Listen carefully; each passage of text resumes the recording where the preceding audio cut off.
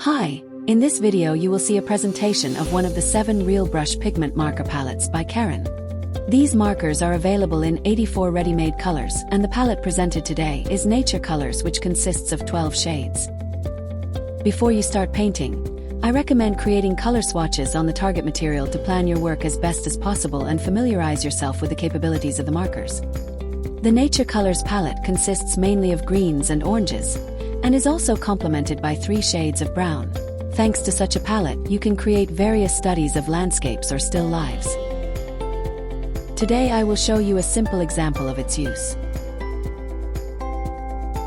Thanks to their filament brush tips, these markers are perfect for watercolor techniques. So as you can see, I will be applying the pigment to paper moistened with water.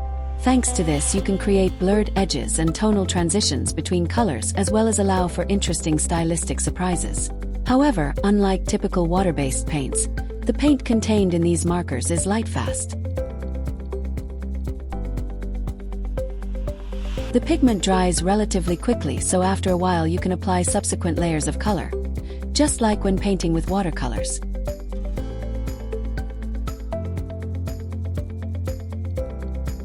To blend already applied colors, you can use an additional clean brush with water. Because I work with the wet technique and the markers are water-based, I use high-weight watercolor paper. Thanks to this, the paper does not wave or peel and can accept many layers of pigment. By applying color to dry paper, we can add various details, and this is possible thanks to very precise brush-like marker tips.